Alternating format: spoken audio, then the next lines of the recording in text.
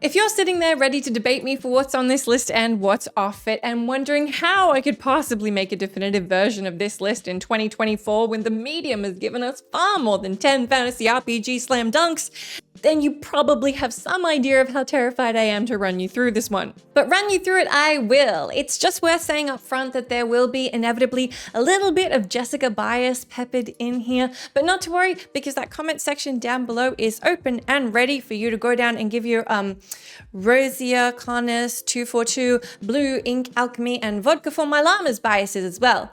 You can sub in your own username there. I'm Jess from WhatCulture, and here are the 10 best fantasy RPGs of all time.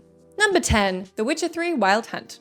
The Witcher 3 is a game that is so darn good it requires no introduction, but I mean that's sort of the name of the game for this list, so I could just say that for every single one of these entries, so we better dig into Geralt's journey and why his adventure to save his pseudo-ward Ciri is just so damn good. The Witcher 3 continues the story from the first two games, which themselves are based on the fantasy novels by Andrzej Sapkowski, that would later spawn the Henry Cavill-led TV show. Apart from slotting neatly between the other two forms of popular media, The Witcher 3 Wild Hunt stands at the narrative and mechanical apex of its own series, as well as being perfectly accessible to those unfamiliar with the source material or the earlier video game entries. This is part and parcel due to the familiarity of Geralt's classic heroic journey through a larger-than-life, lore-loaded, fantastical open world. While Geralt is a bit of an anti-hero, he's a deeply relatable and often empathetic one. Your experience playing as him is ever engaging, whether you're taking on Witcher contracts, making story-defining choices,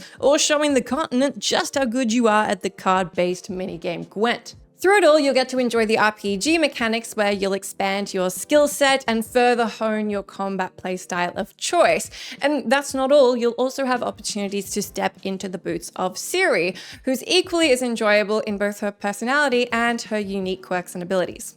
The Witcher 3 stumbles here and there with some overly long collectathons, which are really only a trap for die-hard completionists like myself, as well as extensive alchemy and mutation systems that don't prove necessary to master unless you play at the higher difficulties. But that's really the smallest nits we'd be picking. The Witcher 3 does bring something a little odd to the table with its combat, which is pretty interesting and probably unique for those especially that are new to the series. But for that gritty, tried and true hero's journey in a fantastical world, this is exactly the bread and butter you'd be looking for. Number 9, Dragon Age Inquisition.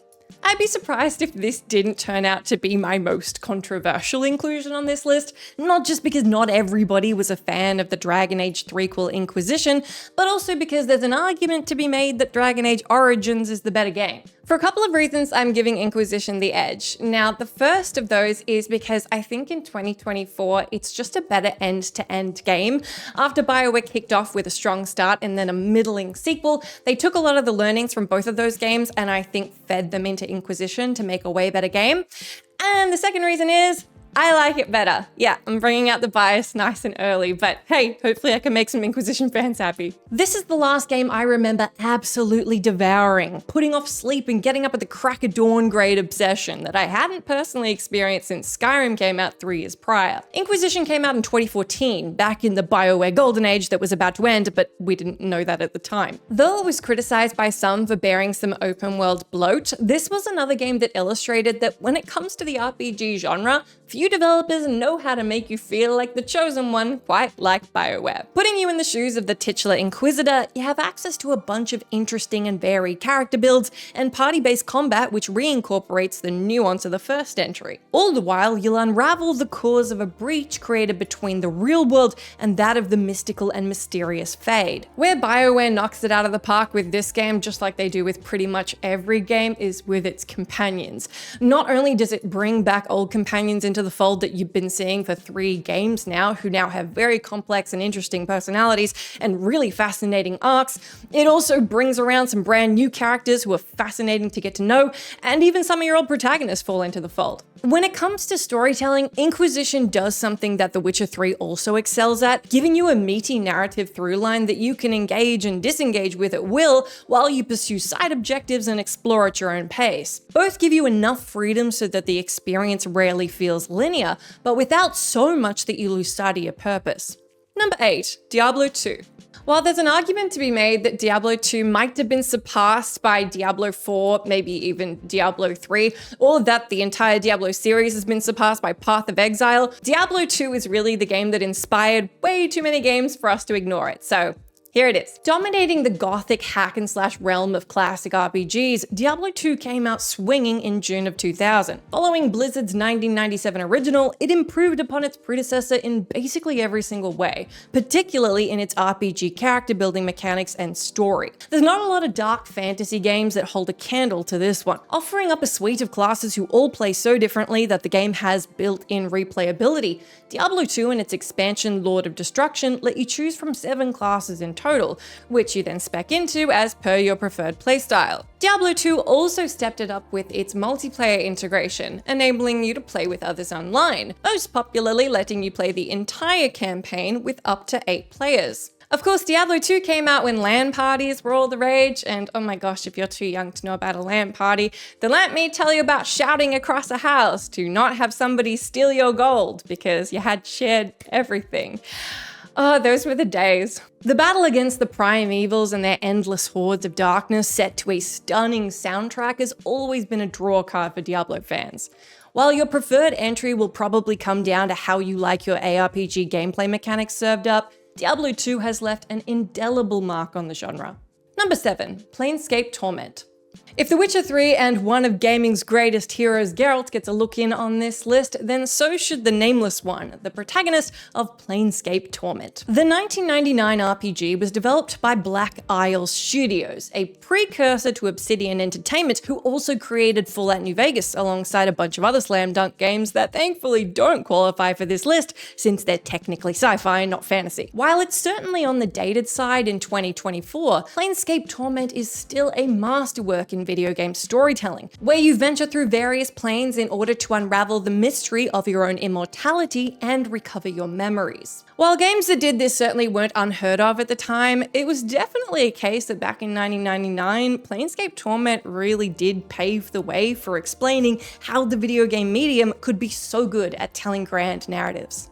Even though not many people bought it, those who did would tell you it was well worth the price of admission for its colorful and deeply memorable characters, fascinating environments rife with things to be discovered, and satisfying RPG progression mechanics. The game also leaves players with a bunch of options for quest resolution, including sleuthing or talking your way to victory, which would become pretty standard for any RPG claiming to offer true freedom of player engagement options after this point. Number 6, Divinity Original Sin 2.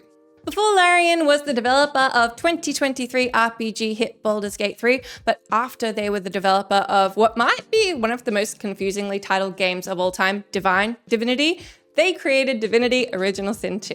The game earned a bunch of accolades due to Larian's refinement of their RPG craft, 6 games and 20 years in the making, and the game's unique D&D inspired gameplay mechanics which hit just the right balance between complex and very complex. Okay, that sounds like a bad thing, especially the way I phrased it, but as many diehard CRPG fans would know, this game arrived at a point where it seemed like the AAA RPG sphere was just heading towards an oversimplification of all things leveling, perks, stats, and skills.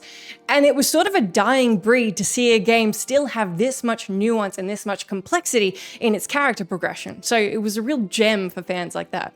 While the ARPGs like Path of Exile offered seemingly endless stat and skill trees and story-forward adventures had you spoiled in the engrossing story department, Original Sin 2 managed to deliver both in spades. It's a truly nuanced RPG with a suite of interesting characters with which to build your party, all of whom can be specced out into your dream team. The game also drew fans for the freedom that it offered players in terms of flexible classes, skills, gear builds, multiple schools of magic, and the wild world of utilizing environmental hazards to your advantage. And that's just to name a few. It's tricky to sum up, as is every game on this list, where I feel like I need to justify why it's on here. But if I just need to sum up what you can experience with this game in one sentence, it would probably be this: everything is on fire all of the time. It's great. Number 5, The Elder Scrolls V Skyrim. I almost hate putting this one on here because it's so cliche and popular, but I've hit you with the old school RPGs, the hack and slash dungeon crawlers, and the slightly more niche 10 out of 10s in the pack. It's about time we talked about the 7th best-selling game of all time, and the best-selling RPG of all time, The Elder Scrolls V Skyrim. I thought about putting Oblivion or Morrowind on this list instead because I think there's arguments to be made that each of those might be a better game. I think personally maybe Oblivion takes the edge for me, but in 2024 it's really hard to argue that there's a better Elder Scrolls experience than Skyrim, and it's dragonborn with a penchant for putting buckets on top of merchants' heads. It still may be a little overly simplified with its constellation skill trees and ham-fisted with its dialogue, but the charm of a Bethesda open world with dozens of different biomes, secrets, artifacts, stories, and fascinating characters is there for the taking and ready to swallow you up in a way that most other developers could only dream of achieving. Skyrim is simply undeniable, and while it's become something of an Ouroboros lashed to pieces by memes that by their very existence prove its landmark status, if you can cast your mind back before all that to its launch in 2011, it really was just stunning. From gorgeously realized environs and towns to supremely deep storytelling all over the place and a grand hero narrative at its core, Skyrim does what all good RPGs should do. It makes you feel like a badass. Number 4, Elden Ring. From one stunning open world to another, although this time the considerably more brutal, gory, and unforgiving expanse of the lands between, Elden Ring stands in here for not only its own merits, but that of every stunningly deep From Software RPG, replete with rich RPG mechanics, a dense world that demands to be unfolded with care, and loads of stories to tell. Sure, there's a dying a lot thing too, but to boil any From Software game down to that mere fact of its difficulty is really doing it a disservice, and nowhere is that perhaps truer than with Elden Ring. While difficulty is a clever aid to ensure you take your time exploring, as you need to constantly have your wits about you to act in the face of a treasure around a corner, or in the far more common case, a creature from your most horrific nightmares barreling towards you, many games are hard simply for the sake of it or to demand players simply get better if they want to progress, while Elden Ring feels like it wants you to best it. Its challenges are surmountable, and its wide open world gives you more freedom than FromSoft have ever provided their audiences to grind for levels if they want, or take a bold approach and go full steam ahead. One of the big reasons this game makes the list though, apart from all the obvious ones I just mentioned, is really similar to what I said for Divinity Original Sin 2. Both of these games just trust that you will enjoy and get a lot out of their complexity, and they don't need to throw a big objective marker at you for you to want to explore it. It trusts that the world is going to do that for you, and clearly it succeeded at that. This is a game that's happy to sit back and let you work out its systems, its lore, its secrets, its combat tricks, and everything in between. It respects your skills, your freedom of playstyle, and even in many cases, your discovery of hacks. Okay, so some of these hacks get nerfed or otherwise dismantled, but these are games built to be ripped apart and put back together, which explains why hundreds of devotees are still committed to doing so years after the game's initial release. Number 3, Persona 5 Royal. And that's time! Jessica has officially mentioned Persona 5 Royal, so you can all pack it up and go home.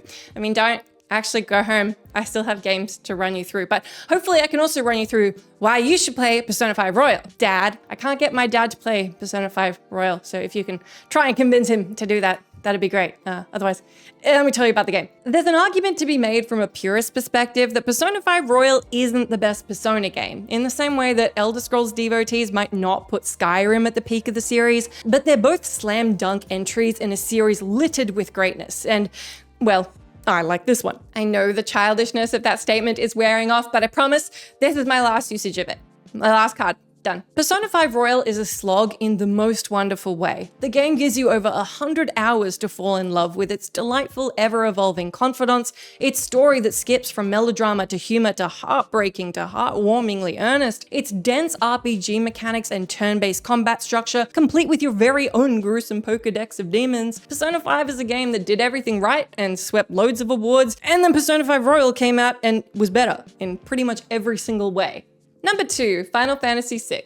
Don't worry, there's no way I would dare run you all the way through a list of the greatest RPGs ever made that revolve around a magical reality and not include the Final Fantasy. The question was just which Final Fantasy, and on this, I'm gonna have to go with Final Fantasy VI.